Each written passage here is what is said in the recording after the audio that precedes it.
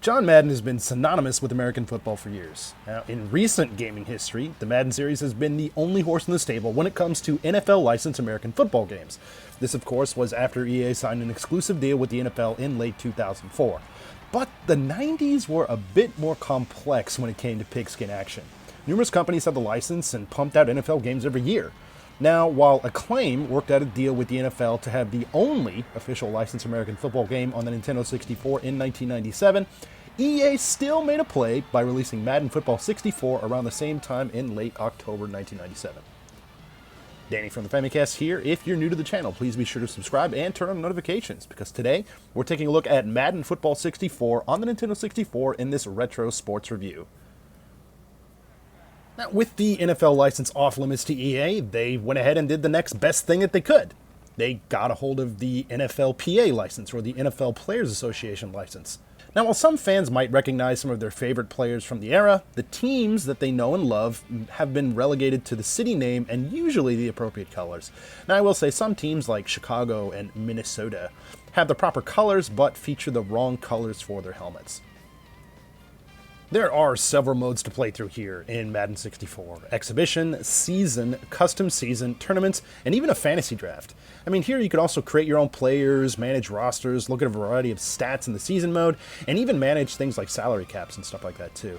Unfortunately, there was no franchise mode available at the time. However, I still played the hell out of this game back in the day. So, to make up for there being no franchise mode, I would basically keep track of multiple seasons of myself and the Buffalo Bills winning multiple Super Bowls, EA Sports Championships, all while keeping track of my career stats in a notebook.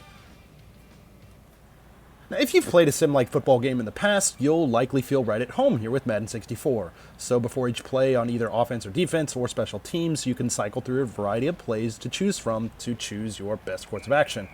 Unlike more modern American football games, the playbook is the same across the board, so there are no specific team playbooks or anything like that here on offer. Now, for passing plays, pressing A initiates the hike, while pressing A again pulls up your receivers that you can go to from there. Now, running plays, or just general on-the-field movement with the non-quarterbacks, is a bit limited. You can spin, jump, stiff arm, however, there is no juke function for your runner. That was actually introduced in the next entry in the series, Madden 99. Now, with no juke, it can be a little difficult to get your running game going consistently. Defense here is pretty standard, giving you the ability to swim through defenders, jump, and of course tackle. The kicking game is also pretty easy to get the hang of. Basically, you press the kick button to initiate the kick meter and press the button again when you have sufficient power to get the distance on your kick. There are actually quite a few camera angles that you can choose from while playing Madden 64, and you might have seen some of this already throughout the review. Now, while obviously I usually spend the majority of my time with the base behind the back camera angle, there are some pretty cool broadcast-like angles that you can use that look pretty nice. Now, not only that, but possibly in an effort to showcase that the game was completely in 3D, developer EA Tiburon implemented a helmet cam that can be used at any time. Now, unfortunately, it's nearly impossible to play the game like this, though. It's really difficult to see where the action is, mainly due to the fact that you're limited to looking in the direction that you're facing. Still, it's a feature that was definitely ahead of its time. The feature would later find its way into NFL 2K4 and 2K5, and then was introduced again in Madden in later titles. Now, visually, Madden 64 is a bit rough around the edges. The character models look pretty pixelated by today's standards, but they do feature pretty realistic proportions. Now, I imagine that playing this game on a CRT would definitely smooth out the experience, but just note, playing on modern displays is definitely less than ideal.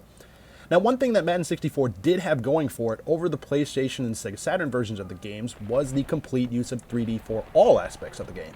So the PlayStation 1 and Sega Saturn versions of Madden 98 used 2D sprites for on-field players.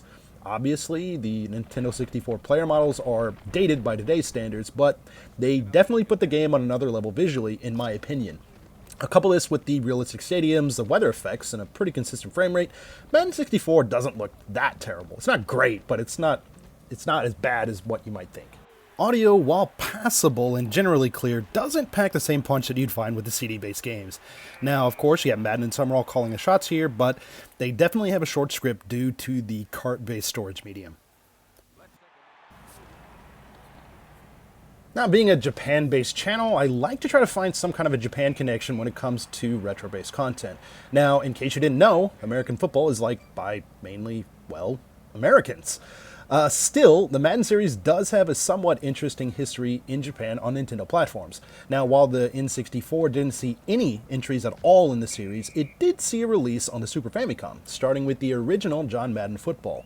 Now, while that was released in North America in late 1991, it hit the Super Famicom in January 1992 simply as Pro Football and published by the publisher Imagineer. You might know them for other blockbuster games like Quest 64.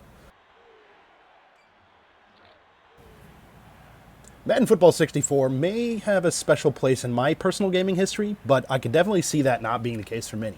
Now, while the AI here is solid, gameplay is generally fun, the running game is a bit hit or miss. Also, obviously, not having the NFL license and having overall ho-hum graphics are also a bit of a hit here. Still, if any of the positives that I mentioned throughout this review sound appealing, Madden 64 can be had for pocket change if you feel like taking the plunge.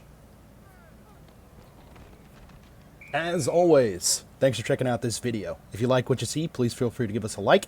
If you're new to the channel, please feel free to subscribe. We got tons of podcasts, video reviews, retro content, special videos, and a whole lot more. Again, this is Danny from the Famicast. Thanks for watching, and we'll catch you later.